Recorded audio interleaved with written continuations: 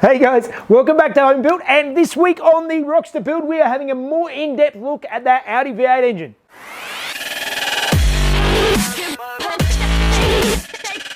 Okay, so I'm back this week playing around with this Audi V8, and I've been doing a bit of research trying to get my head around what's actually going on here in this engine and what it's all actually doing.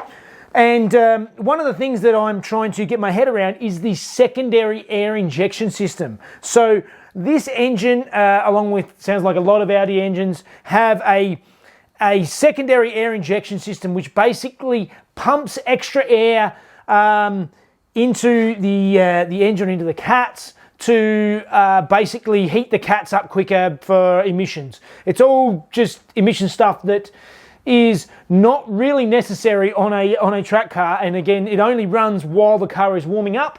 And because some of my stuff is actually already damaged, I need to look at removing it. So this is actually one of the valves. It's this valve, and there's another one that's underneath the inlet over this side.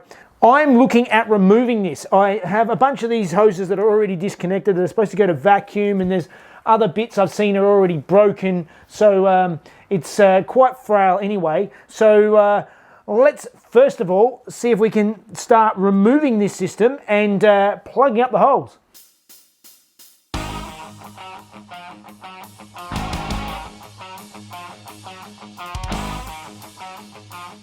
I've removed the bypass valves here from the engine, so they're now just open. I've just set the bolts back in place, and basically they get a vacuum feed from this little solenoid on the top of the engine here. And I did some research and I found an old thread on an Audi forum where somebody actually removed the secondary bypass system, keeping the factory ECU, and by just looping this inlet and outlet together, avoided getting check engine light code. So as I'm going to be keeping the Audi ECU to start with, let's try and remove these hoses, and I might just cut this hose off here and loop it around onto itself and leave this in for now, as I am currently planning on keeping the factory ECU.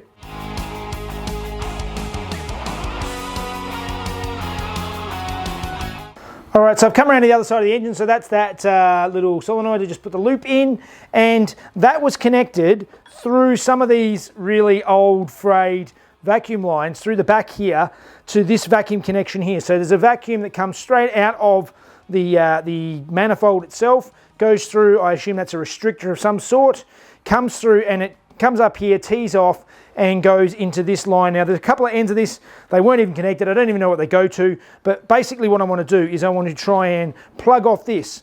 But these solenoids here, and this diaphragm here, and this one here, are actually connected to a variable intake system on this engine. So this engine basically, as depending on the vacuum level and the revs, as it revs up, it opens up a bypasses inside this manifold, so that you either get long or short runners, similar to what it's actually on the Ferrari intake system. So this is something I do want to keep, because it actually, by keeping this working, keeps good torque throughout the rev range. It gives a better torque everywhere rather than just having it all at the top or all at the bottom. The trouble is that it is obviously broken. Somebody's obviously tried to repair it before with some silicone, but that was never going to work, because this diaphragm, as it gains vacuum, it actually pulls this arm here and it opens a valve inside the engine. And same with this one here, there's another arm connected to this diaphragm. Now this diaphragm actually looks like it's okay, it looks like there's no problems. This one is completely broken, so I'm going to actually replace that and get another thing to that. So I'm just going to cap off this T here and try and keep that side of the engine going while I get rid of the secondary air injection.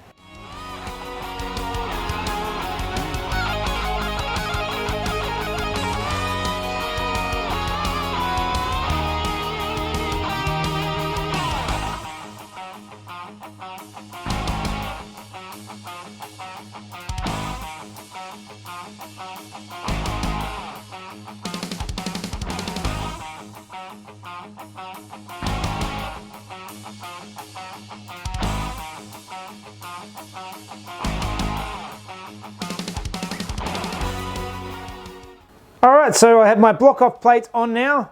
Just put a light smear of RTV underneath and bolted them back down. That is another job marked off the list. All right, so the next thing we need to do before we can put this back in the car is I need to start tidying up this wiring loom a bit. So it's got this big protective sort of sheath over the whole loom, which is obviously designed to fit into the Audi.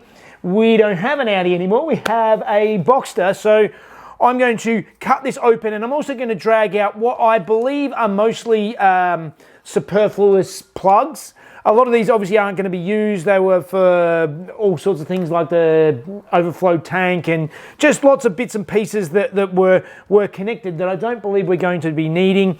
I'm not going to cut them off yet, but I want to drag them back most of the way out of the way so that once I work out that we don't need them, they'll be easy to remove later, but they're still connected so that I can run them back in if need be. So let's get out the razor blade and start cutting this whole loom open so that we can make it just fit a little nicer.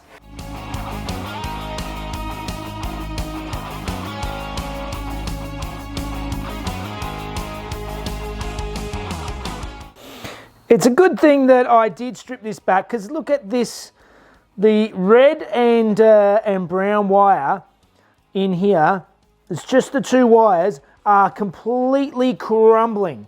This car was running, as you well know, and this wire is completely toast.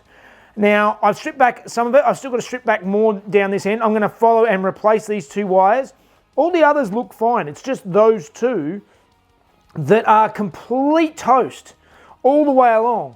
But, and you can actually see here, there's another ground. I'm pretty sure this would be like the most of the German cars where brown is ground and red is probably a direct live wire. As I said, everything else looks good. I mean, this car is, you know, as I said, was running quite well. So that's all got to be replaced up to about this point. The issue I found is that this big press section, I just looked at it a bit more closely, and as you can see here, the wires are coming through. That's because this is like a foam molding that's obviously like poured and molded together, so you can't really strip this off. So this is going to have to stay as one big solid piece, but as long as I can get all the wiring leading up to it just coming out of the engine bay, probably about here somewhere, just so I can kind of get it coming straight out and into the boot space of the Boxster, and that'll have to do, because I'm not going to try and cut that open, because I'm just going to make a mess.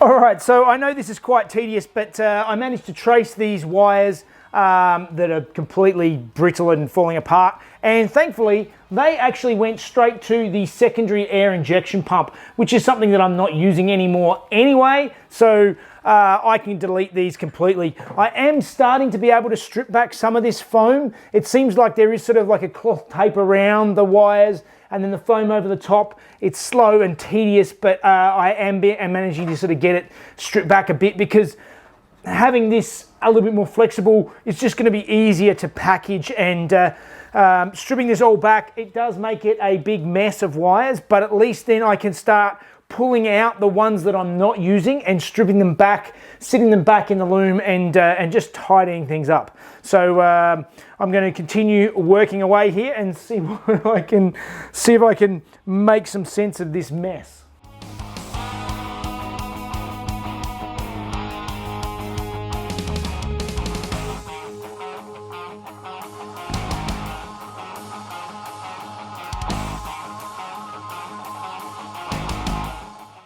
All right, it's not exactly pretty, but it is a lot neater looking than it was before. So we have the airflow meter all wired up, all of the wiring, I've recovered it all. So the loom is sort of hidden, and all the excess pieces are all still here, just sitting back here in the loom. So this is all over this side of the engine now, so it'll be able to tuck through and go into the boot space of the Boxster.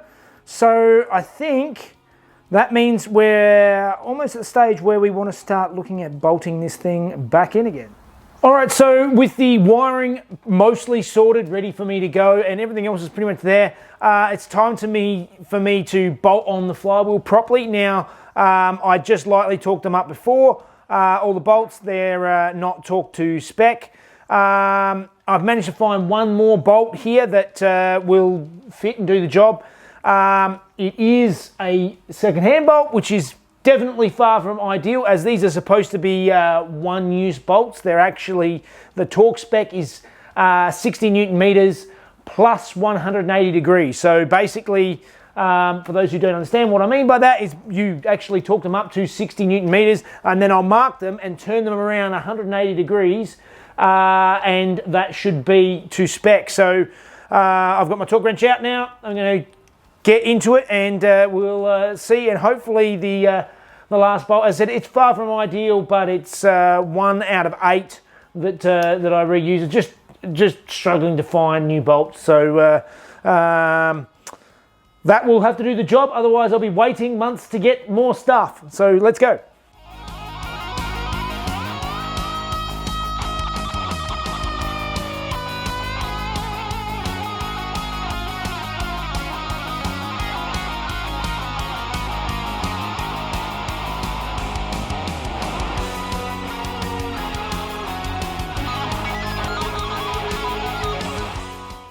Alright, clutch, flywheel is all bolted up. So the next thing I need to do is to bolt the gearbox back on. And I managed to find this spacer that I mentioned in a previous episode. Basically, this was a factory part used on a lot of the 2.7s, etc. in the early 2000s. Because the sort of the gearbox combination that they were used on a bunch of different things. This was obviously just there to sort of space things out. It's about a 10mm spacer. I actually couldn't find one locally, so I had to ship it in from the US, but it's here, and that sits on beautifully. So with that on, I can now bolt up the gearbox, and then we might start looking at putting it back in the car. All right, so we're getting ready to put the engine back in the car, and hopefully for the last time. But I still had some clearance issues up here. There is none of this extra bracing on the other side. It's just here. I think they've just sort of used the space because they had it. So I'm going to trim this out here. It's not really affecting the structural stuff. It's only glued on here. So I'm going to move that out of the way, and then hopefully next time we fit the engine, the inlet will run nice and smoothly all the way around to where we want it. So let's start cutting.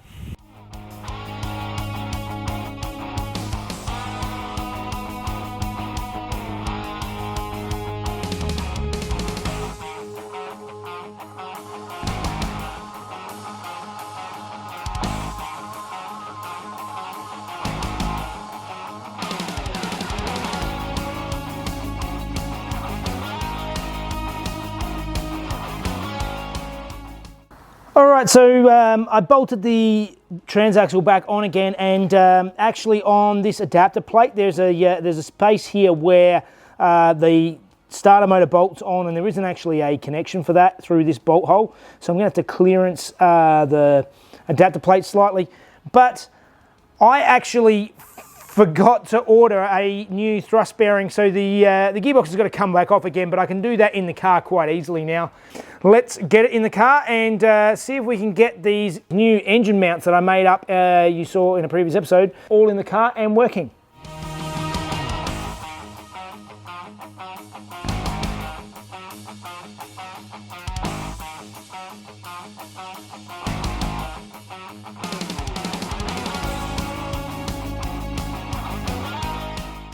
Alright, so I have my subframe bolted back in again, and the engine's in place. You can see my engine mounts here. So now I need to just make a mount to stand off to join this tube in the center here to my engine mount to solidly mount the engine. So let's do that.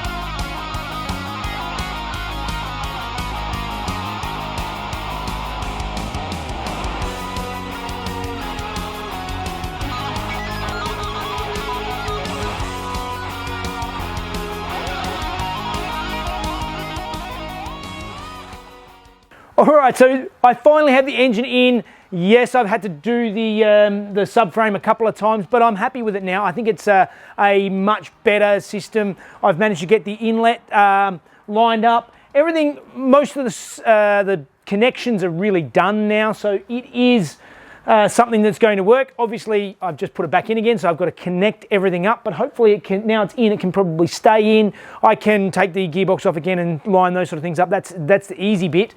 It's time to now finish up all the connections. I need to start looking at ECU flashing and all sorts of stuff, which is a new rabbit hole that I'm starting to delve down. So hopefully you guys join me next time to have a look at how we go doing that.